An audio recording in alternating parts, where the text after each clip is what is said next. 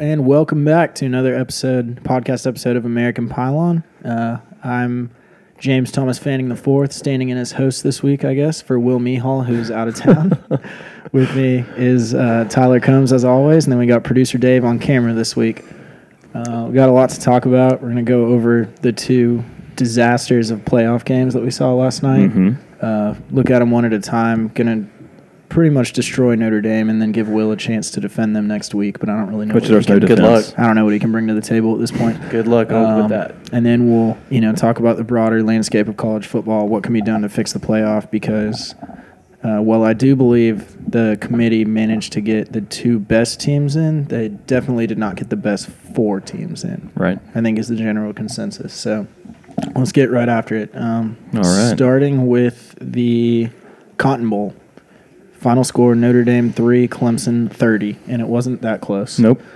Yeah, it never felt like it was in danger. I mean, you have a month to prepare, I think, is the biggest thing. No matter where you are, and to make it to that stage, I feel like there's a certain level of expectation of, these are the elite teams, these are the four best teams, and not only are they the four best, you're giving all four a month to prepare.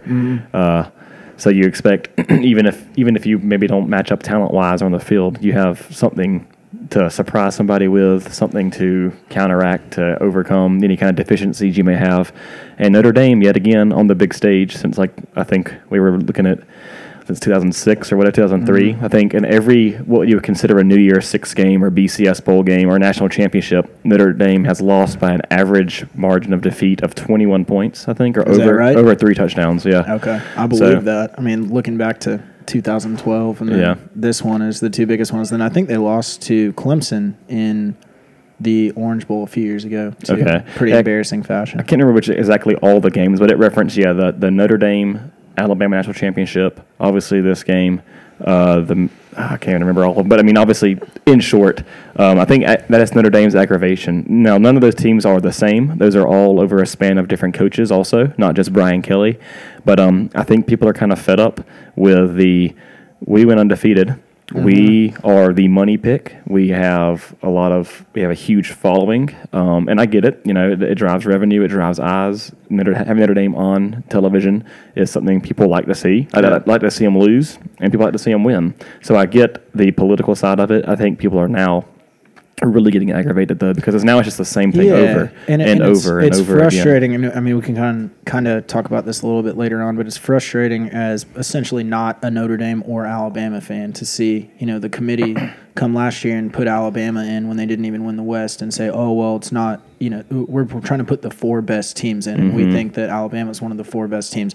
And then this year they put Notre Dame in because they did go undefeated, even though they clearly weren't one of the four best teams, and say, well, they're the most deserving. They went undefeated. Right. So it's like, pick one way and stick to it. You got to call it what it is. Have some consistency, but if you're going to go – because I understand the argument of, like, the best way I've seen it put this year is Georgia is one of the best four – and this is probably is better for later, but Georgia is one of the best four teams in the country. Georgia did not deserve to be in the playoff. And both of those things can be true because we had our shot and we didn't beat Bama, but at least hold everyone to whatever moving target standard you're holding Georgia to or Bama to or Notre Dame to. It's different rules for different teams, which is pretty frustrating. Yeah, maybe that's just sour grapes on my part. That's probably the bigger conversation we can have. So we can back to the stick on this game for now. I think the fast start, right? You have to look at not a fast start. That's the wrong game.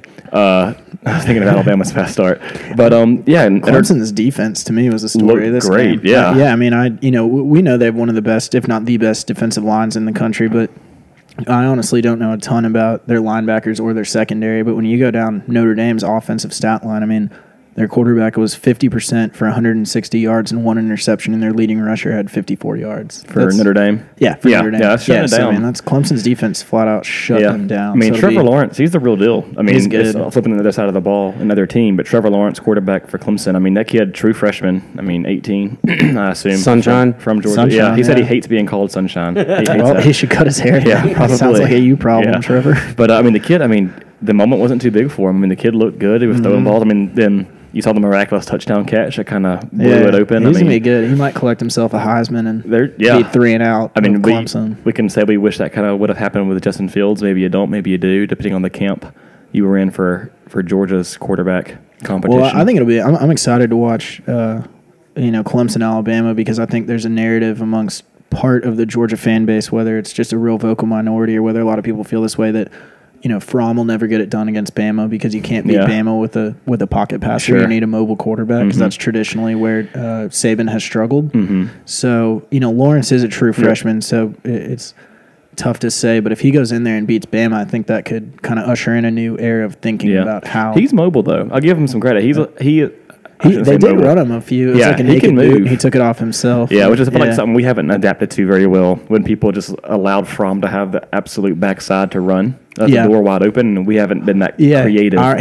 He ran, which this is going way back, but he ran for a couple touchdowns, I believe, against Tennessee last year, his freshman year. Yeah, I recall. I remember I was at that game and watching it and being like, we maybe could take advantage of that a little more than we do. But, I think Fromm has a little bit of that. Last year we had Eason as the backup because he was healthy at that point. So we had a legitimate, good backup. Whereas this year I don't feel like we trusted Fields as much, and then Fields is probably on his way out the door. So we're gonna have. So maybe are we still speculating on that? I thought that was pretty. It's up in the air. He's gonna dress for the Sugar Bowl at least. Yeah, Kirby wants to keep him. They even said they'll play him. He'll get a few snaps. He's coming in as punter. So we can just try that fake punt one more time. I just think we were talking about it with Spencer, our roommate, who's a big Ohio State fan. And I think there's several things. I think he's waiting to see what Haskins' decision is. Yeah. And then also I think we're trying to get the finalization as to whatever his camp says, whatever his counsel is saying as far as can he play immediately. Which I don't know. This is kind of getting away from the Cotton Bowl, but I guess there's something up in the air as regards to the Fields camp saying that the racist remarks made during the Georgia-Tennessee game by an ex-student athlete now at Georgia. Yeah. If what that kid said can be used as Justin can't be in this environment, it's an unhealthy environment in Athens at Georgia, so we need him to leave to play somewhere else. And with on those grounds is allow him to play immediately, as opposed to having to do the usual transfer rule of transferring from one D1 school to another and sitting out. And someone is at the door. I don't know who that is. I think our roommate Coop ordered groceries. Taking full advantage of delivery services. Yeah, what a time to be alive. All right, I'll be right back. I'll let Jimmy and David take over. Yeah. So that could probably be another podcast in itself, about Justin Fields. But realistically, he is on his way out the door. We signed another dual threat quarterback during the early signing period that is scheduled, to my knowledge, to be an early enrollee. And then Stetson Bennett, who was our walk-on third-string quarterback in 2017, who left to take the JUCO route and see if he could get a scholarship at maybe a smaller school, ended up circling back to Georgia with a scholarship. So he'll be our third-string quarterback. So I think we're full-on prepared to be functioning next year without Justin Fields. I think at this point we're hoping and praying that Fromm stays 4 years and we can get a stud quarterback next year who can either redshirt or play as a freshman and then be a redshirt freshman or a sophomore when his eligibility expires after the 2020 season.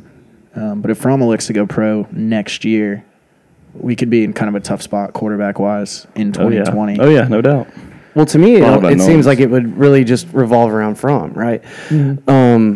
I wouldn't think the quarterbacks coming behind Fields would have much of an impact on his decision making, right? Because you would think he would be competitive enough to be like, but if it's not Fromm's, it's me. No, Fields is not going to get scared off by some 4-star, high schooler that just signed with Georgia. My thinking is more that the fact that we've gotten to the point with the way that Kirby has built this roster and the way we're recruiting that scholarships are a pretty precious commodity at Georgia, and I don't think that we would allow a guy that was a former 2-star walk-on to sign as a scholarship quarterback and use one of our 85 on him if we didn't feel pretty strongly that Fields is out the door. Because then at that point you have 4 scholarships on quarterback, one of them who realistically is never going to play. He's a great scout team guy. He's a great locker room guy. He's got an awesome mustache, if you've seen his picture. Talking about Stetson Bennett. He had some lettuce going on, too. He had some good hair. I saw in a picture. Everybody needs grow out. Yeah, the mullet and the mustache. Lettuce. I hadn't heard that one. That's what I call it. Oh, you just all right. All right. Let us have fun. Anyways, we always find our way back to Georgia football. Clemson, Notre Dame. Clemson, Notre Dame. So Notre Dame was just clearly outclassed in this game. Yeah, there's nothing. They had no response. Say. Brian Kelly again. He had a month to prepare. We were not that intimately involved in Notre Dame, so we don't know them that well. I cannot speak confidently as to knowing their ins and outs, like Jonathan, maybe a little bit that Will can, and they're not here with us tonight. But it's just another case. I'd like to have John back on the podcast soon. Yeah, and hear what he has to say. His, a little more. I've seen him on social media and stuff a little bit. Well, I feel like there's always a narrative you can craft, right? Sure. It's there's something like the whole Notre Dame fan base isn't like, oh, well, we're just terrible. And they're not going to concede that. But I think a lot of it really is Clemson was a bit of an unknown too. We were talking about this before the game. You heard all year about Bama and Tua. Then you heard a lot about Ohio State. You heard about Oklahoma. You heard a little bit about Georgia. But no one was ever talking about Clemson. Clemson's quietly 12-0, 13-0, beating people by 30 points. By a true freshman quarterback who was number one quarterback, number one kid in the country last year coming out of high school. No one was talking about that. They didn't really get their respect, and I think that's because the ACC seems so weak. I think people look at Clemson and they say they played, in my opinion, you played one tough team, Texas A&M. Outside of that, name a good ACC team. Look at Miami, North Carolina, Wake Forest. Syracuse had a decent season. But I guess I think they flopped for, I can't remember who it is. But Did you see their uniforms they wore? Syracuse. Yeah, they were in their bowl game. Yeah, it was almost like a blood orange color. Well, it wasn't even. Well, I think their color is pretty more orange than this like deep neon blood orange. Yeah, and they were trying to, I think, pull a little bit of money, baby. Jersey sales. Yeah, they were trying to pull a little bit of an Oregon though. I think with the different combinations. Well, you do what you can. Yeah, the numbers were all funky looking. Sure, like they had different. Sure. So, but to your point, Tyler, you could kind of make the argument that Clemson and Notre Dame almost mirrored each other a little bit. Right. They both went undefeated and against extremely easy schedules. But to me, that's where the eye test comes into play, and that's why we have a committee now instead of computers, because Clemson was absolutely destroying the teams they were supposed to destroy, whereas Notre Dame beat Vanderbilt by like 7. They were behind to Ball State at halftime. They were losing by 10 points to Southern Cal at halftime, which in most years would not be a knock on them, and Southern Cal was terrible this year. Yeah. So Notre Dame was squeaking by bad teams, whereas Clemson was destroying bad teams, because you can't really That's a good point. You can't help what your schedule is, but what you can do is go out and beat the Virginias of the world by 40 as best points. you can. Yeah. No, that's the thing too, is when you beat teams like that, like you're supposed to beat them. Yeah, that's all you can do, right? Like you said, your schedule's your schedule, and if you should beat a team that bad that's going to win 4 games that year, you damn well better beat them by 40, 30 points, whatever it is. So you at least, you hate to say there's style points, but there definitely is. Like you said, if you're maybe you don't have to, but you definitely get exposed like Notre Dame did. They weren't winning with style points, which people would say, well, it doesn't matter. We won our schedule. We played our schedule, the hand that we were dealt. And they can't control how bad USC is. They can't control if, I don't know, how on any given year where the ACC teams are drawn and the coaches leave. And I get that. That's every team.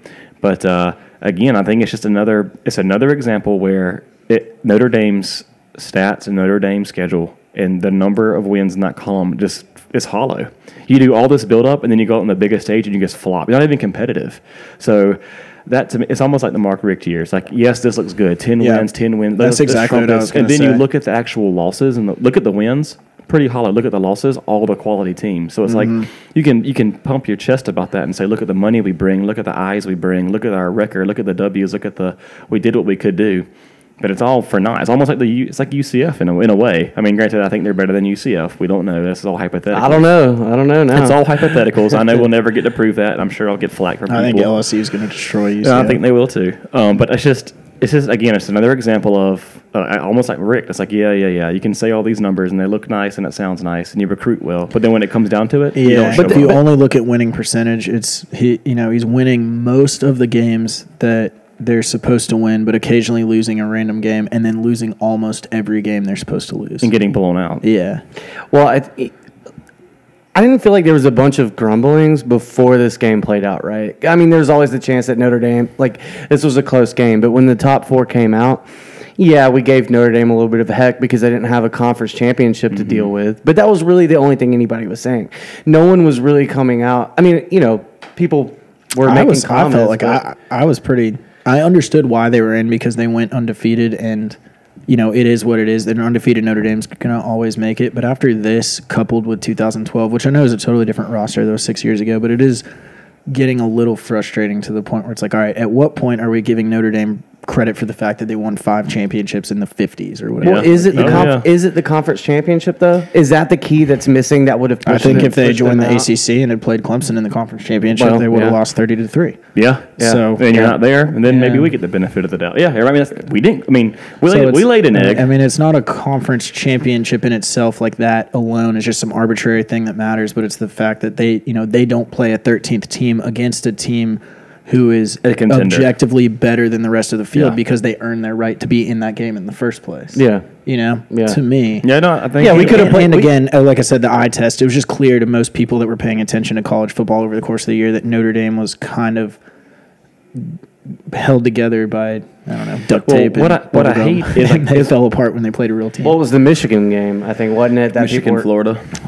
Oh, you're talking about? And that was the other thing that I said in our group text before any of the games started is Notre Dame's, the win they were hanging their hat on all season was an overtime win against Michigan, who proceeds to, get ranked as high as number 4 in the college football playoffs, get blown out by Ohio State to finish the season, get blown out by Florida. Yeah. So it's like all at once, 4 hours before the Clemson Notre Dame kickoff, we're all kind of looking around being like, maybe Michigan wasn't as impressive as a win as we all made it out to be.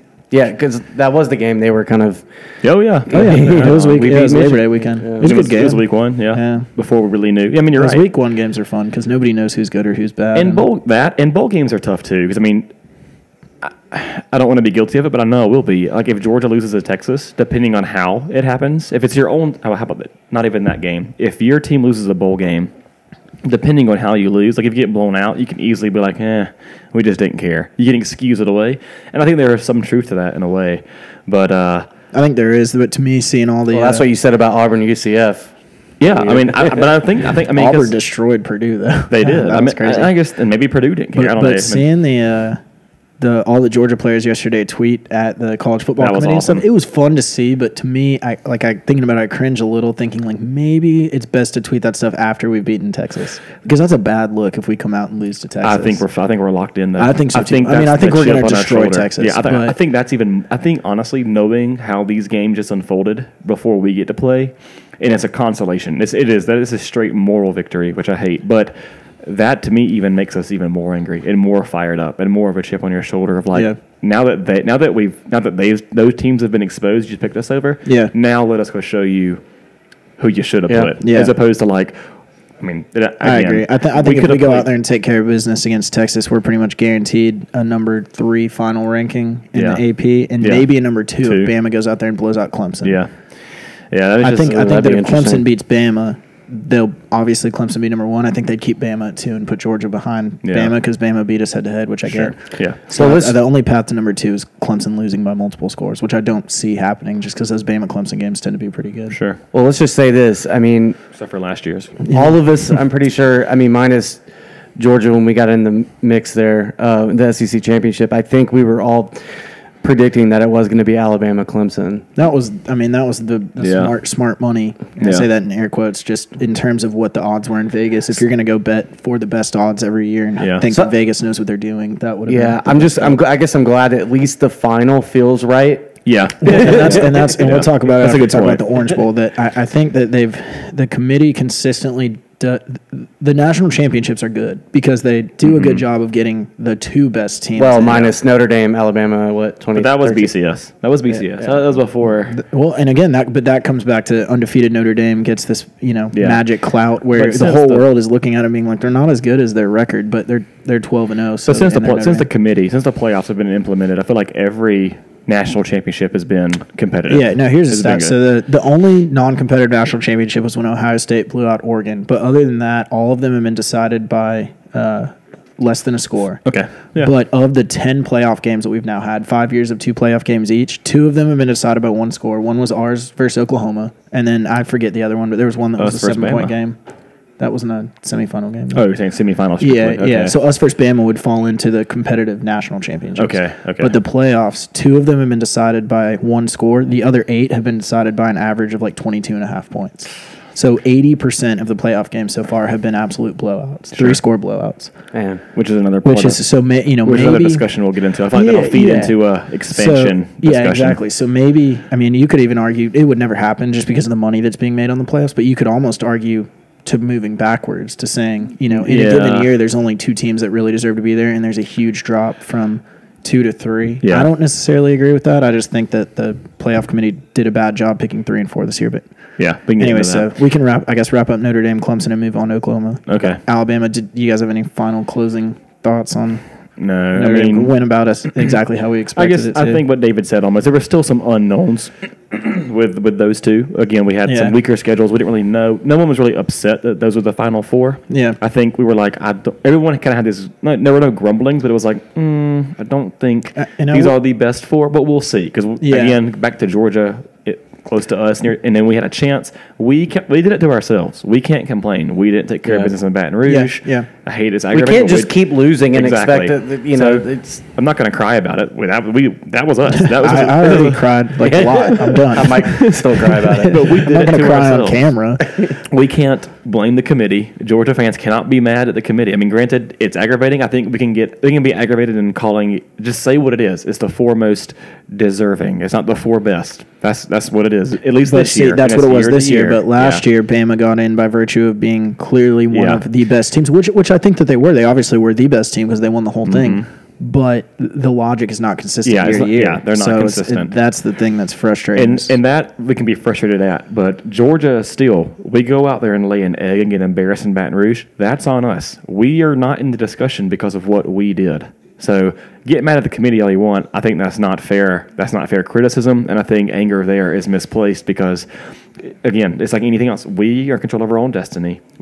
Don't even lose in that fashion. Maybe even lose a little bit closer. Be competitive, and maybe you have a little bit like that. That's all in Georgia's hands. As soon as we lost in Baton Rouge and left that Saturday, it was out of our control. There was no margin for error. So what else can you do? One thing I think the Notre Dame fans will say, and so I want to give them their fair dues, their essentially version of DeAndre Baker got hurt in the first quarter. Yeah. And missed the rest of the game. So, Trevor Lawrence kind of went off and they were picking on his backup the whole time. So who's to say, when we played Bama, if DeAndre Baker had gotten hurt and then we have Tyson Campbell and Eric Stokes out there. Still got to score points. Yeah. No, I agree. I mean, 3 points isn't going to win you a lot of games. So at the end of the day, with Notre Dame, they're rushing offense. They had 100 yards every game and a touchdown every game and averaged X amount of yards per carry, blah, blah, blah. Their offense was terrible. Yeah. We should look up if there's a safety versus 0 game that exists. There was a 2-3 game. It was a 3-2. State. Yep. And the 2 points Mississippi State scored was Auburn holding in the end zone. Really? Mississippi State didn't even score. Yeah, it was if you have a penalty in your own end zone in college football, it's a safety. Is it not in the NFL? I don't know. Or you just NFL gets funky. I know college. That's my first love. All right. But yeah. So not much of a game to watch. The Oklahoma-Alabama game was more fun to watch. I don't think it was really as close as the 45-34 final score. Bama got up 14-0 quick. 28-0. Well, was it 28 in 17 in the first 17 minutes of football, they were up 28-0. Well, okay. So they were up as much as 28-0, but when it went 14-0, Tyler and I were watching it together, and I said I could see this being a game where Oklahoma kind of settles in and starts to score, but they just can't come back from that 14-point deficit, which is pretty much what happened. Pretty much what happened. Yeah. Man, Jimmy, you're so smart. I know. These announcers are making like $4 million a year, and I'm saying I'll do it for 2. And Jimmy's sitting on the couch. Hindsight, that's exactly what I said sitting on the couch. Yeah, I mean, it was the right before kickoff, I was like 45-34 Oklahoma. It's just a fast start, which is what we avoided in Atlanta in the SEC championship game. We were able to get an early turnover, which it kind of felt like that when they called that early fumble on Alabama. They reversed it. Yeah. Like, okay, here's a little bit of a chance to spark. I thought it was an odd call for Oklahoma to defer. Jimmy and I discussed to defer the winning. They won the coin toss. They deferred to have Alabama get the ball first, and I was like, your defense. I think their defense averaged or allowed on average like 480 yards a game. Yeah, because deferring is traditionally what you want to do, so because you have a little more idea of the ebb and the flow of the game by the second half, and then you have the ball and can go from there. But if you're Oklahoma, you're sitting there being like, our defense sucks. Alabama's offense is awesome. They're going to score on us, so the only way we possibly win this game is in a shootout. Why not get the ball first? Fast. Yeah, so I mean, as soon as they won and they deferred, I said, that's 7 points, Alabama. And the first play was a 50-yard, 50-yard, and then I think it was like 6 plays, touchdown. Then they stop them 3 and out, touchdown. I mean, again, 28-0 in the first 17 minutes of play.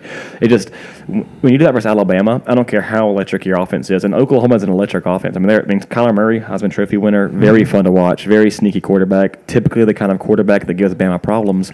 He didn't get his first completion until they were down 21-0. I think his first 2 drop-back passes were sacks. So, I mean. Yeah, he took 2 sacks on the first drive. Before he even threw a pass. So, just that right there, just And then with football, especially versus Saban team, when he has a month to prepare, that usually spells trouble because if you don't get it rolling versus Bama quick, Saban's Mr. King of adjustments. Look at the SEC championship this year. Look at the national championship last year. I mean, you give him a month to look at that, and you start off and you get off to a bad start, and you just give them that momentum. It's hard to take that back from Bama. It's hard. They don't make many mistakes, and we avoided that. They made some mistakes versus us. They had some drops. Tua didn't play well versus us. He played great considering that was post surgery. And after seeing he played awesome. He played after seeing he had 24 for 27, 318 yards and 4 touchdowns. He had more touchdowns than he had incompletions. I want to see these charts. This surgery. Did you see that surgery? No. Did you see? They did like a graphic of. They did like a story on animation. ESPN. Oh yeah, I missed that. It was pretty cool. So like the high ankle sprain that he suffered, you basically have 2 bones in your ankles, and your ankle and a sprain. In his sprain, they kind of separated from each other. Oh wow! And so they drilled a hole through both and put a wire through, and then kind of like twisted it to put them back together. But it was arthroscopic. Was this surgery done in Alabama? It was done by the James Andrews Clinic in Birmingham. Somebody's shed. Somebody with a power drill. Hey, give me the fishing wire over there. Yeah, that's what they do in the tent on the sideline when you go into that little medical tent. That's what they're performing there. Yeah, surgery on the field during the SEC championship. But him and the kid, obviously the kid played out of his mind. So he got back to his usual form. But I just helped thinking like we stymied him. We kept him from doing that. We kept him from performing at that level. We were able to get after him consistently and disrupt them. And Oklahoma couldn't. I mean, it was tail of the tape and kind of what we expected. But that defense was just so porous. There was no answer. And again, I think most every college football game or any football game, if you get down to if you get down 28-0 to a team that starts off hot, you're not going to win that game anyway. So that game was pretty. I mean, Kyler Murray did a great job, and he dragged that team back into the game, kind of kicking and screaming. I mean, if they didn't have like a generational dual threat quarterback, it would have been way worse because Alabama's defensive line was just living in their back. Yeah, their offense couldn't do a thing. Yeah, that offensive line dissolved almost every play. Yeah, that's what I meant. Yeah, it was ugly. I mean, every time they showed a replay, it was like their offensive line just scattered, trying to block anyone they could. That Quinnen Williams, man, for Bama, number 92, that kid who I don't know if many of you saw, but Quinnen Williams was asked at some pre-bowl game conference. They were like, what do you think about Kyler Murray? And the kid was like, I don't think Kyler Murray's very... And he trailed off, and he didn't answer the question. And I don't know if there was someone in the background behind, cut it out, don't talk trash. But it was just funny how he was getting after him all night. Is where I'm going with this. Is the kid who almost talked trash or let his feelings kind of out of the bag there about. He Kyler got Murray. his eyes kind of glazed over, and then they were like, "You don't think he's very what?" And he goes, "I'm good." And he wouldn't answer the question about Kyler Murray. That's hilarious. Well, I think it's tough when you get down that far because your mentality, right? Maybe you don't make the smart decision. Think about basketball, right? You're down, you start shooting threes. Well, no one on your team can make threes. Throwing Hail Marys. Right? Yeah. So it's like you start doing these desperation calls, these desperation plays. But if you would have just somehow had blinders and not known what the score was, like maybe you just keep grinding like you would, and you'd have enough time to bring it back. It's hard to when you get down that far. You hit that panic mode. Well, Jimmy called something to that effect. I think it was when they were down 21-0. There was one play where they just dialed it up, and Kyler threw it like 70 yards downfield, overthrew the guy. But it was essentially a Hail Mary play. It was just hope anything works. So he overthrew his guy by 10 yards. It looked like a legitimate fourth quarter time expiring possession game Hail Mary, and there's like 8 minutes and 40 seconds left in the second quarter. Yeah, and they're just trying to sling that thing downfield, trying to get it wide open. Which, again, give credit to Lincoln Riley and that offense, and even the defense for keeping it close. I do think Bama. It was never in doubt. Bama definitely got conservative with it. They kind of iced the game and get out of there. Because they even had Hurts taking snaps. So they were getting a little creative, and they were trying to find ways to kill the clock and milk it for sure. But credit to Bama. I hate it because I don't want Bama to benefit, but we needed Bama to show out and embarrass the team that essentially replaced us. And that's what I said. It almost stinks being a Georgia fan, and it's like if Bama's going to win, they might as well destroy them so that we know, which if you look at the box score, that wasn't necessarily the case, but to me it felt like Bama would get 2 possessions ahead, kind of take their foot off the gas, have kind of a clock-eating drive where they, maybe would score a field goal or eventually have to punt. And then Oklahoma would march down and score, and then Bama would be like, all right, we need to score again. And then they would just score at will. And then they would kind of take a drive off, and then Oklahoma would score, so they would score. And it was like, it was never it was like Bama was playing with Oklahoma in the second half to me. Yeah. To where if Oklahoma had not gotten down so far so early that Bama needed to be scoring every single drive, they would have. I mean, they were doing whatever they wanted. Yeah, and it's hard to say. I thought the same thing. It's hard to say, you know, well, they're just not scoring. They're not going to hang 70 on them because they just don't have to. It's like, you know, it kind of, I know that feels cheap to Oklahoma fans, but it's like they don't have to show anymore, expose anymore. They don't have to risk injury any more than they have to. They don't have to go downfield. They don't have to risk Tua getting sacked, getting pressured. You know, which is, I mean, that's the Kirby Smart school of thought. Who did he learn everything from? Saban. Yeah, I guess that's true. So, or maybe Saban learned everything from Kirby. I don't know. Maybe. Alabama just feels like when you get fire in NFL blitz, and you just there's like nothing the other team playing can the do. game on like cheat mode. Yeah, they had that one play. I don't know who the receiver was or the tight end. I think maybe it was Irv Smith, but he caught the ball underneath, ran that route, and the safety. Oh yeah, he's running downfield like 30 yards, and Oklahoma I think it was their second or third touchdown. The safety but took Oklahoma the safety was like attempt at tackling him. He like ran up to him, and he was like, maybe not, and then he gets bowls right over him. And that's the thing. I mean, it's why it's frustrating to me a little bit to watch like Big 12 football sometimes because we're obviously all SEC fans, which is kind of based around defense. But there were plays last year in the Rose Bowl where Oklahoma's defense, it's like they didn't want to tackle Nick Chubb. They didn't want to tackle Sonny Michel. So it was like I don't blame him. No, I don't want to tackle him either, but I'm not on scholarship at University of Oklahoma. So that's true. But I mean, it was the play that Tyler's talking about. We can maybe go back and find it and tweet it out or something, but it was legitimately like that safety kind of took his angle. He was where he was supposed to be, broke down the way he was supposed to be, and then he just kind of threw himself at the guy's ankles. He's like, oh, if this works, it works, but if it doesn't, like, I'm not trying to tackle this guy. I don't want to die. Yeah, I'm not going to square up with this guy. This is crazy. Look how big he is. I feel like I made several attempts like that as a kicker. It's like they put their kicker at free safety for one play, and they were like, do your best. Maybe I'll slow him down. I'm not sure. Yeah. But I guess if that safety is a listener to this podcast, you can tweet at us and tell us why you made such a silly attempt at a tackle. And why we don't know what we're talking about. Yeah. But I'm pretty sure we do because we saw you. You were exposed. Screw-in cleats fell out. Yeah. Anything. But it's just another dominant Bama performance. I mean, again, Clemson's going to catch Bama when they want to for a revenge factor on a week's notice, essentially. You know, so I mean, it's just that's the thing. If we ever match up against Bama again in the playoff, Saban does not lose games where he has a month to prepare. So except for Ohio State in that first college football playoff in 2015. That was the playoff. You're right. It was the first year. Urban Meyer beat him. And I know that I've read since then, because Kirby Smart was a defensive coordinator there, that he's really changed a lot about his defensive philosophy because of that. Because that was the first time they'd run up against that spread offense that's big in college football right now. So he favors more athletic, fast linebackers like Roquan Smith, whereas he used to be, big, like run stuffing, dumping linebackers like C.J. Jeff Beckers. So the Jeff Beckers of the world, exactly. So that's why it's almost a rarity on Georgia's roster to have a guy like Jordan Davis who's just like gigantic and his only job is to plug holes, but he's fun to watch. It's a very thankless job to be a Jordan Davis. Yeah. Shout out Jordan Davis. Keep it up. But I mean, a freshman. So to wrap up that game, you got any final thoughts? Or anything about Oklahoma? No, just that they were Oklahoma fans are going to say, it was 24-14 in the second half. We made all these second half adjustments, but I think that Alabama took their foot off the gas, and if they needed to, they could have scored almost every single possession. Sure. I mean, Tua was playing out of his mind. I think he came out there with something to prove. It was him versus the guy that he lost the Heisman Trophy to because of the Georgia game. So I think he came out with a little bit of a chip on his shoulder. Yeah, and, really, I think to sum it up is almost just Oklahoma's defense.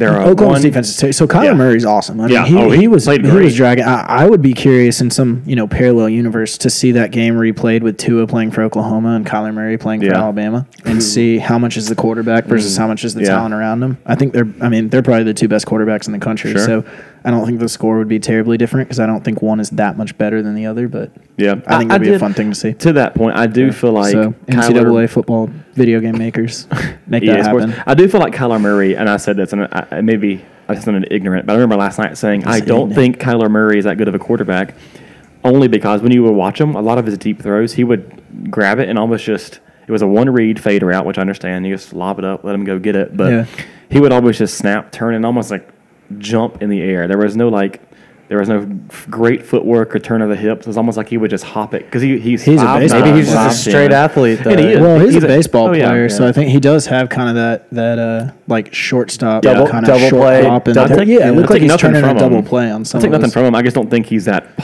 to me, and I'm so uninformed with this, but it just in watching his sports. Keep in mind, this is the Heisman Trophy winning quarterback with the highest single season quarterback rating since 2004. So RG3 was Lamar Jackson, who's looking good now. Sorry, Spencer. And the RG3, Johnny Manziel. They're different type of quarterbacks too, but not necessarily. Even Cam Newton, not even really. What would you say? They're definitely physically gifted and great athletes, but not always. Maybe rely on their athleticism a little too much. He's just too tall for his receivers. That's where I'm going with that. I think it's just, to me, again, in very uninformed opinion, it just felt like a lot of his fade, a lot of his deep stuff was just quick one read, almost just hop in the air, get it up, get it out, get it over the defensive line. So I did notice that. But I think he does have that baseball throw partially because he plays baseball and partially because he needs to throw it at such a high angle, which Drew Brees does that too. That's a quarterback. You can't help how tall you are, so you got a guy like Cam Newton that can just sling it because he's 6'5". Yeah. But even Cam, the guys like that, he has horrible footwork, not really good mechanics is where I was trying to go with that. The mechanics didn't seem to be there for me. That's what's tough for people that have such success throughout their whole life. You play so well against your competition that you don't make you lazy. Almost. You don't drill down on the technique, right? Yeah. Which is why it's going back to Georgia. It's frustrating to see Justin Fields cut and run after a year because his whole thing was like, I know I'm going to come in and compete behind Jake Fromm. I know Jake Fromm. There's a lot I can learn from him. I want to learn to be a pocket passing NFL pro style quarterback because I know that's what's going to make me money one day. Sure. And but the same thing, just the almost same thing, right? I know he's going to be. I know he's a great athlete, and he can be a good quarterback, just like not Kyler Murray, but he can be a quarterback just like that. Very athletic, brings another element to the game. Very dynamic, exciting player. But like we saw, he would drop back, look, and this is apples and oranges almost because he's a much younger player, but he would tuck in and run it. And what I would argue is behind a better offensive line in Georgia, but it's talking about Fields. He would just tuck it and run, not really go through his progression, not really rely on his mechanics and look at his footwork and feel the pressure in the pocket and look off of safety. And see, to that, he's a true freshman, so that stuff's going to happen. But to me, it's the fact that he, after 1 year, you just got to trust the process a little bit more, which I guess is easy for us to say, just being Georgia fans and wanting the best for our program. Yeah. I got no hard feelings against Justin Fields. It would be a different story if Fromm wasn't 1 year in front of him.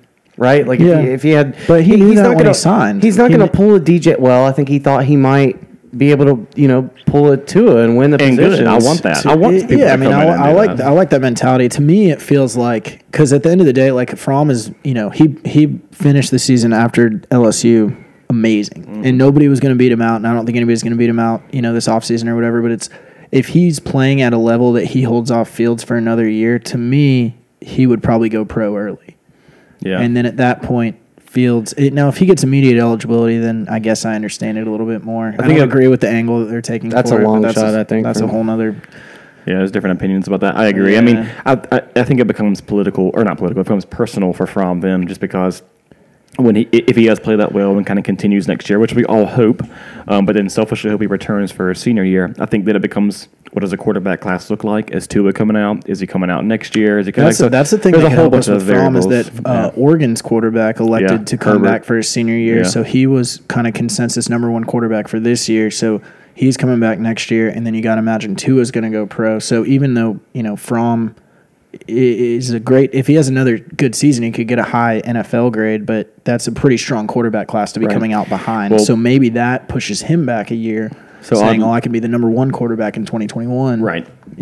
Which is oddly enough is what I think the decision made in Eugene, Oregon with their quarterback Herbert decided to do. It's got a lot of ripple effect. Yeah, because of his choice to say I'm going to stay now makes, I believe, Dwayne Haskins, who is Ohio State's quarterback, that makes it more attractive for him to leave now because now I think he is the best quarterback option in this year's quarterback class in the NFL draft, which in return makes it more attractive for Fields. Yeah. So it's just crazy that a decision in Eugene, Oregon is almost going to take a quarterback out of Athens to Ohio State. But at the same time, I think if we get 4 years out of Fromm because of that decision, I'd be okay with that. Yeah, no doubt. I'm not. And one of the reasons Herbert's coming back is because his little brother is about to be a freshman. at Oregon. They wanted to play together a year. That's very cool. So shout out to the Herberts for having your kids 3 years apart. That's maybe awesome. giving us an extra year, Jake Fromm. There you go. How about the little Fromms?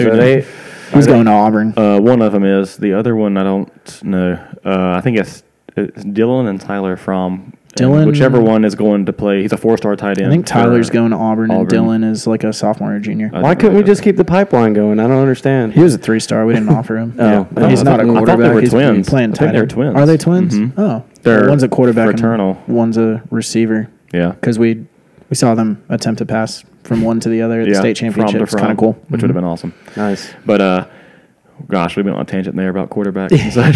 We're talking about that. I'm not saying Kyler Murray is not a good quarterback, and just to sum all that up, I just think, and that was my first game watching him. He just didn't seem as polished as someone like Fromm, as someone like Tua, as someone like Trevor Lawrence we watched just an hour earlier in Clemson. It's just, in watching those guys play, they seem much more polished, much more mechanical, much more much sharper. Even someone like Jalen Hurts. Jalen Hurts is a fun, exciting quarterback, but there's a reason why someone to the effect of Tua comes in who's a lot more mechanically sound, beats him out, is a better player. Again, Heisman Trophy winner, taking nothing from the kid. I don't first even game watching him. I don't know if it's. I wouldn't bank on it being mechanics. I think a lot of it is decision making, and I mean you could have a great. It may be that just that Murray was not super challenged over the course of the year because he's playing in the Big 12. I mean, his wide receivers were wide open. I mean, the only game I really watched of him, I watched a little bit of the Texas Big 12 championship, but I really watched the Oklahoma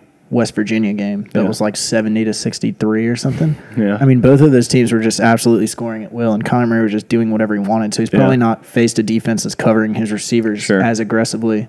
As Bama was able to. I mean, he still got it done. He dropped a 49-yard touchdown pass versus Bama's defense. But he was 19 for 37. It's 52%. Yeah, I mean. So, to me, I put a lot of stock in completion percentage. Was that his lowest of the year? I can't imagine it wasn't. I mean, so would be my short answer. I don't know. Well, that's funny. Let's just jump into it, right? Because we keep. All right, yeah. So Tyler and I talked about this a long time last night. So I'm curious to get David's opinion first. So I mean, these two games were blowout. You have Georgia on the outside making an argument that we deserve to be in there based on not merit but talent and eye test, and you have Ohio State probably making the same argument of being like, we blew out a Michigan team who went to overtime with Notre Dame, who somehow got in, but they're getting punished for that real bad loss to Purdue in October.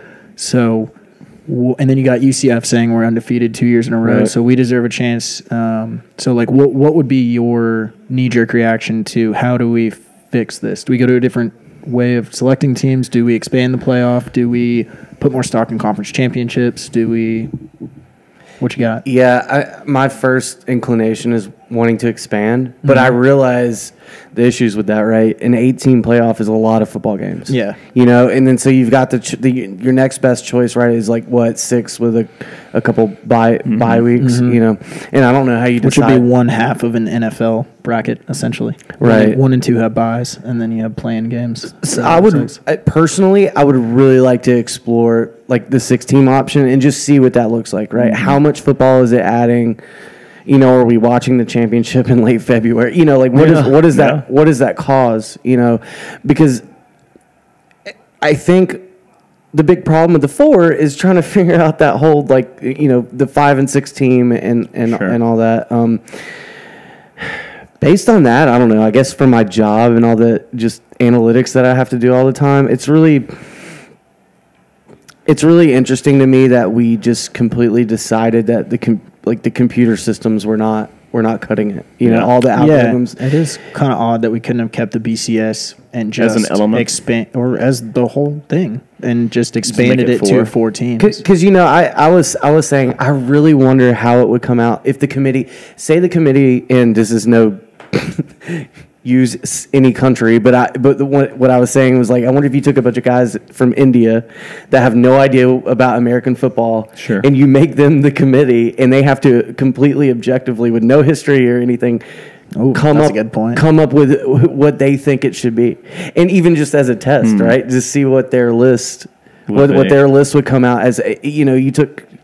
It would be the same as if I was doing it for like international soccer. I know nothing about it, so I would have to really get down into the numbers to try to figure out what looks linear. What are these matchups? If someone gets blown out, the stuff that we always do, right? Yeah. But like with a group that has no precedent or knowledge whatsoever. Because obviously, maybe this is salty sour grapes Georgia fan, but I think like last year, if you had a bunch of people from a country that didn't know what American football was and they were just looking, you'd look at Bama and be like, so the team's basically playing pods and they have to win their pod to go on to win their region and then go from there to win the whole thing.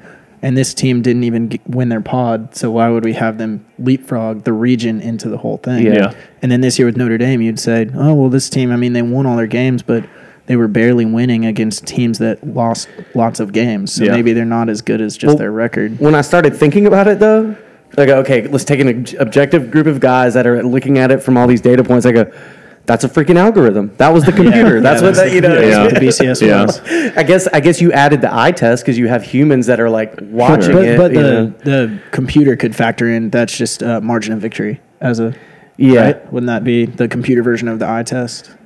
The margin of victory. If you factor that in, then that would account for the fact that it hurts you for beating a team by 1 point, and it helps you to beat a team by 40 points. So that team could be 2-9. Yeah, so maybe you factor in their schedule too, or I don't know. I don't know that much about all of this stuff. I think the argument though of expanding the playoffs is that becomes less important. Yeah. Right. The regular season you're talking about. No. Trying to use an algorithm or a group of people to decide a top 4 at the very end without a lot of. There's still so many open variables. It's like if you add 2 more teams, and it's like those people that shouldn't have been in there get kicked out.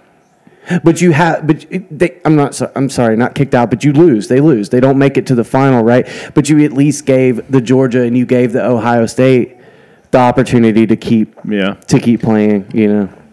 I'm against expansion because I don't think the numbers of the teams is the problem. Obviously, it's the consistency of the playoff committee, and it's new. We're still in its infancy stage. I know they're trying to figure things out. If I remember the first year they had. They can get into all kind of scenarios. But they had TCU at number 2 or 3, I think, in their next to last rankings. TCU won their next game before the Big 12 championship, and then they knocked them down to number 6 because they were like, oh well, we just. It was political, well, that's not as sexy of a pick, and that was them. So wait a minute. So you're telling me a team was a 3rd best team in the country, won their game, and now all of a sudden they dropped 3 spots just because you don't think they're deserving? And it's funny, and they didn't do that because they didn't play a conference championship game. But Notre Dame, somehow doesn't get dinged for not playing a conference. And then Bama didn't play a conference championship game, but yet we knew they kind of have that bias. So that's more of that personal element more than a computer like the BCS. I think obviously if you can add it to 6 teams, 8 teams, you're just shifting the aggravation down to lesser and lesser deserving teams, in my opinion. Again, Georgia got left out, but that's on us. We have to control that. And I think what makes the college football playoff a little more, to what David was saying, what makes a season feel a little less diminished and the bowl games a little even more diminished if you expand it is now you're just going to have this larger pool of teams who thought they were competitive and thought they had a chance to get into the playoffs. Now they're settling for bowl games. So now, let's say, you have the top 4. So now 5 and 6, us and Ohio State, we're more upset now that we didn't get in. Maybe UCF is. You have a few more. How do I say this? The BCS had teams getting disappointed at the last minute. So now you're settling for these bowl games, so you have more programs that are settling at the last minute, not getting in. So now they're like, I don't care about my Sugar Bowl. I don't care about the Rose Bowl. And then you have the pressure of kids wanting to sit out for the NFL because they want to take care of themselves and make it. So, you just have this – college football has this problem then of trying to please everyone in the top 8 or top 10 to feel happy. But then you also have this pressure from the NFL saying, if you don't make it to there, sit out, don't waste your, which is a money decision. That's a whole other argument. But to me, you got to look at, is it their job to make sure that the most fan bases care about their bowl because, we're happy to be in the Sugar Bowl because we knew that we had no chance at the national championship in week 6 because we'd already lost 2 games? Or is it their job to get the best pool of teams in there that, are they trying to find out who the single best team is? Because that's what the season's all about is crowning a national champion. So that's what I was going to say. Ohio State and Georgia on the outside looking in when clearly Notre Dame didn't belong to be there or didn't belong there. Oklahoma, I think, has a legitimate claim to the number 4 spot. I think there's just that big of a gap between number 1 and number 4. They have a legitimate argument to be there. But so to me, more upset the fact that that Ohio State and Georgia clearly had a better chance at winning the whole thing than Notre Dame did, but Notre Dame got in. So is their job to have the most amount of fan bases, the most invested in bowl games, or is their job to do the best job of giving us a system to crown an actual national champion? I think that's what they would say. Yeah. I think at the end of if I was part of that committee, I'd go, guys, it's Alabama Clemson. We got it. We got the national championship that we wanted, and so all you other people who are just trying to come up with talking points about where you landed at the end of the season, really, like, we don't care. Yeah, so that could be what they'd. My argument would be for a 6-team playoff with buys, and I guess maybe I'm just looking at it like recency bias, but to me, when you look at the top 6 right now, I think that Georgia and Ohio State have legitimate claims to say we should have, you could argue that we had our shot and we lost to Bama, but to say we should have also beat LSU though. Yeah, like that still shot us in the foot. I guess I'm arguing for expansion in general, but not an 8-team expansion because, and again, maybe this is just this year that I'm looking at. But if you went to 8 teams this year, now you're including Michigan, who ended up getting blown out by Florida, and you're including UCF, who, if we're being realistic, nobody actually thinks that they can make their way through a whole tournament and win the whole thing. Yeah. So another thing I think there's a big gap from 2 to 3. I think that Alabama and Clemson have kind of cemented themselves as the class of college football right now. But then I think that there's that 2 through 6 all have a legitimate argument to be there. I think Notre Dame's is the weakest, but they went undefeated. Right. From 6 to 7 is a big gap in my opinion. So that's why I think 6 would be a good number. Yeah, I mean, we're seeing that we're having a hard time, especially just this year. And you would think we would learn year over year over year and get better at it, but we're seeing we can't even get 3 and 4 right.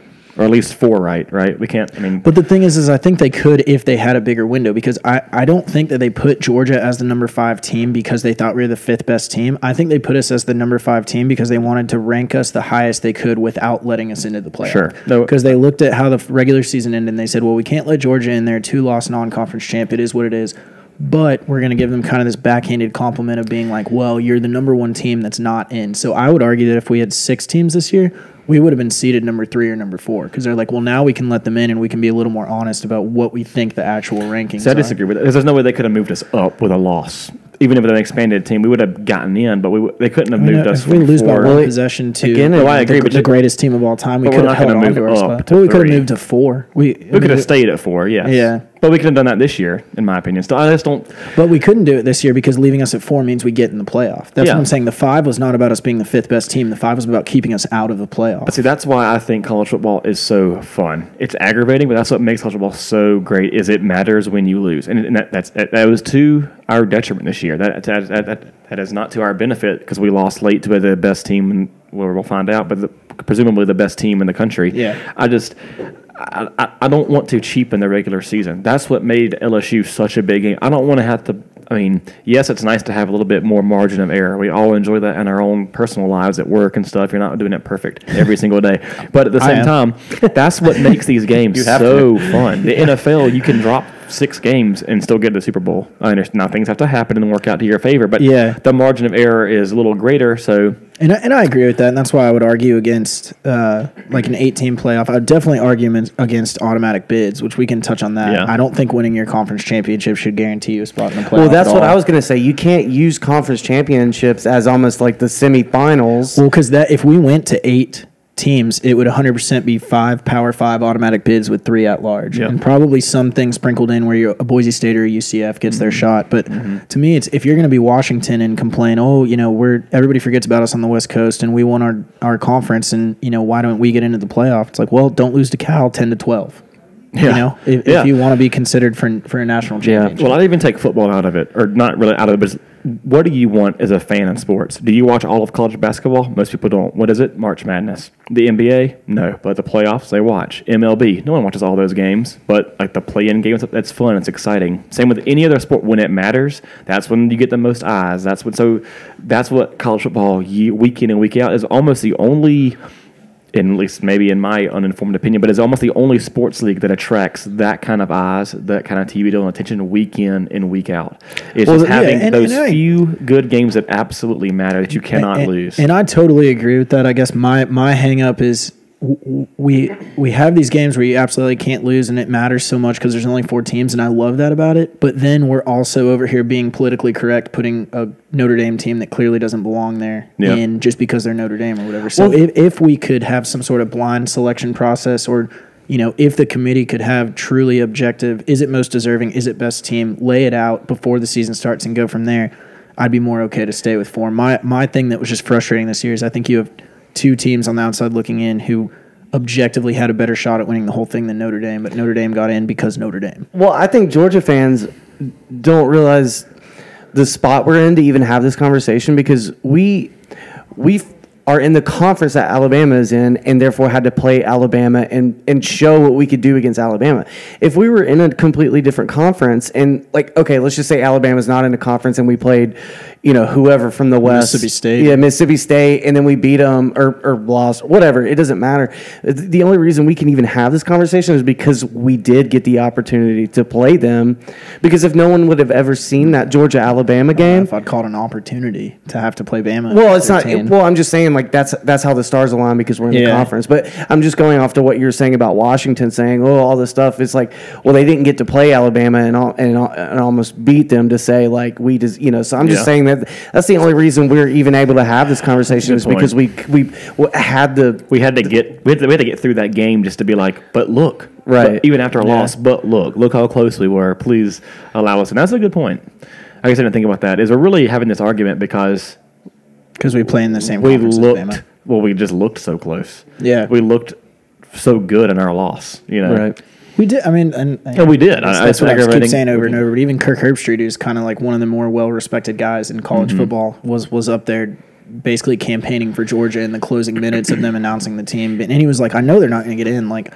It is what it is. You can't let a 2-loss non-conference champion. But he's like, but Georgia is one of the 4 best teams. So if the committee is going to stand by their promise to the college football world to put the 4 best teams in to give us the best games, they'll put Georgia in, but they won't. But see, that's just why I think they can't deliver. They can't deliver the 6 best teams. They can't deliver the 4 best teams.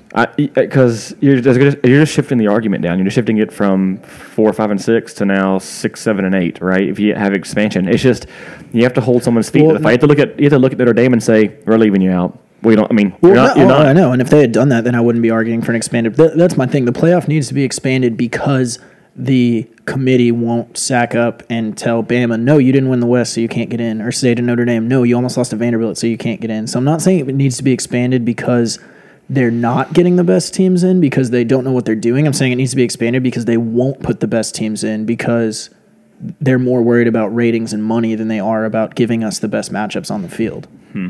Is my main argument. I guess because I don't know. I think when you put it to 6, 5, and 6 aren't. I say because 5 and 6 this year are good teams, but I just you're going to get a mix. Tell me this: you think if there was a 6-team playoff this year, that they would have ranked the top 6 the exact same way that they ranked them? Yeah, I think they would have. I think Notre Dame would have fallen back a little bit. I think you could keep this at number 4, but then all you're doing is switching the color of a jersey. I don't think you can have 2 different rankings though. It's you can't have a top 10 and then a playoff top. No, but what I'm saying is, again, 5 and 5. Georgia and Ohio State were not 5 and 6 because they were the 5th and 6th best team. They were 5 and 6 because they were the 1st and 2nd best teams that were not going to make the playoff. Yeah. So if you expand it to where 6 teams get in, so now they're saying, okay, here's our top 6. Let's re-rank, not having to be politically correct by putting Notre Dame in. I think Notre Dame falls to 5. Maybe Ohio State jumps to 4 because they actually won their conference. Maybe Georgia stays put because we played Alabama so well. But I would argue pretty strongly that the top 6 would have been different had there been a 6-team playoff. I think you make that argument so much better with the analytical truth to it. Here's your margin of victory for these games versus strength of schedule, all that stuff, going all the way back to the algorithm, which is what that was supposed to do, Which is what, ESPN has their FPI or whatever, and I think Notre Dame was not in the top 5 of it. I'd have to go back and look. I know they're number 8 now, but that's factoring in their loss to Clemson, which I guess isn't fair. How about this? I think if you put those 6 teams in there, they're still putting Notre Dame in there. They're still putting an Oklahoma in there. And let's just say that we're Alabama light, so we do the same thing to Oklahoma. But you give Georgia the chance to... Yeah, but you still have bad games. You still have teams... This is what I'm talking about. This, yes, you give Georgia the chance, but then people are going to still be bitching about, well, Notre Dame got in there. UCF's going to be like, well, we should have gotten in. Look what happened. Look what happened to Notre Dame. Look what happened to Oklahoma. They got their ass beat. True. We so should be in there. If you work your way down and down and down, there's always an argument. That's what I'm saying. It just keeps shifting this. Well, they don't deserve it. We do. They don't. It's like Michigan's go like, well, we should get in. It's just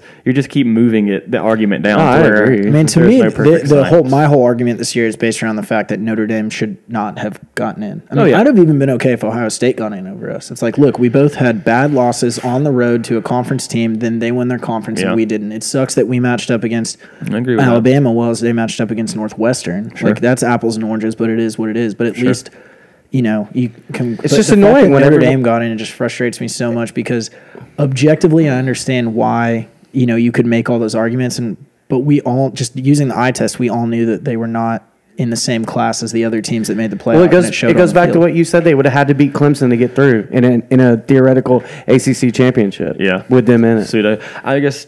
Yeah, I don't know. I don't see those. They were going to get in either way, so they weren't going to be good matchups.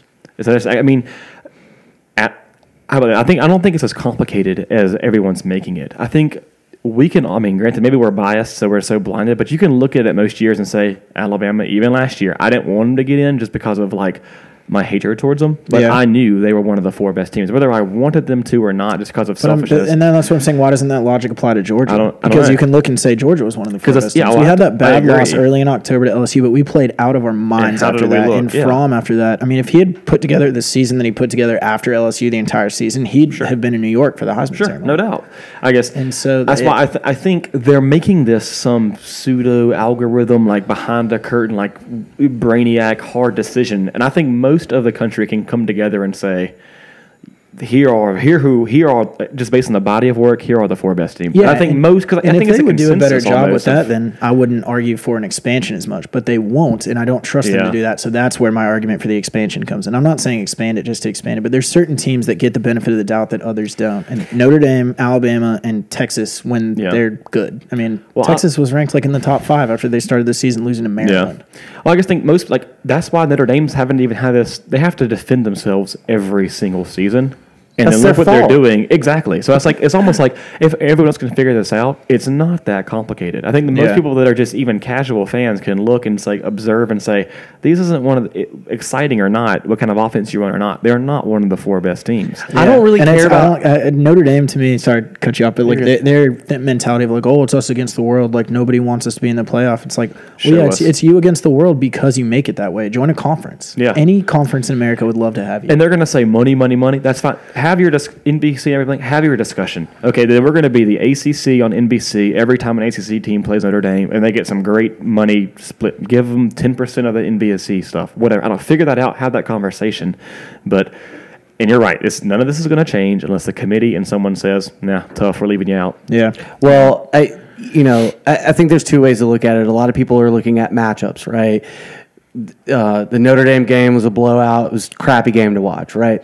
But I think at the end of the day, the ultimate goal is that the best team wins, right? They're the playoff, right? Mm-hmm. The best team wins. So to me, expansion isn't about getting more teams in for better matchups. It's let's just hypothetically say Georgia really was the number 1 team and it was a fluke that Alabama slid that win in the last second. Let's just say. I know we don't think that. I'm just kidding. We all think that. Yeah.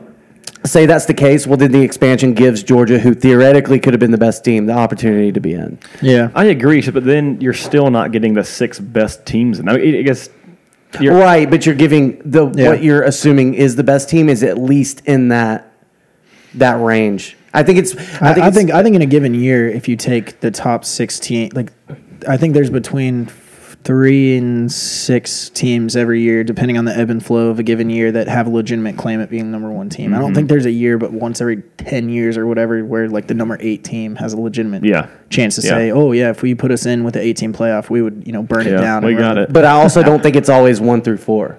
Right. I don't think you're always going to slide the best team in the top 4. Especially if you're leaving teams in there that are undeserving. Oh, yeah. I lost sound in one ear. But we There we go. All right, we are back. We are back. I think that they do what the committee would probably hang its hat on is they do a good job of getting the two best teams in there. And so that, I mean, I understand that argument against expanding the playoffs. And you're going to have years where the national championship was not played in the national championship. You're going to have years where, because of the fluky seeding, you know, the 1-4 game is the actual national championship. Yeah. Or whatever. I mean, like I would argue, like last year, if we had an expansion, would Auburn have a chance? Would Auburn have a case, just like we think we do this year? Granted, it wasn't as close of a game with our rematch in Atlanta last year, but look at their schedule last year. They played 3 of the playoff teams. Yeah. And one of them us twice. Yeah. I mean, I would have been okay with that. I mean, Kerryon Johnson was hurt at that point, so that he was their whole team. So that's kind of a horse of different colors. Yeah, I mean, I know it's just... obviously, and there's no perfect answer. We're not on the committee. We sit here on a Saturday, drink beer, and watch it from a couch and think we know what we're talking about.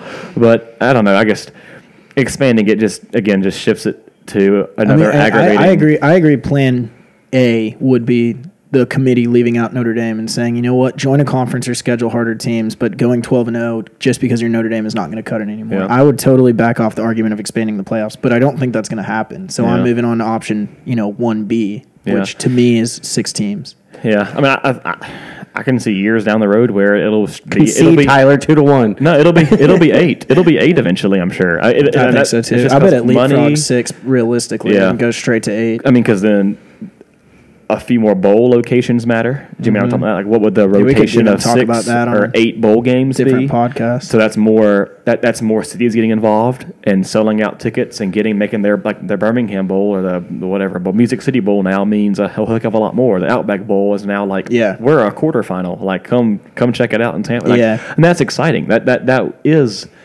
It's expensive. It's fun, but again, I guess I don't know.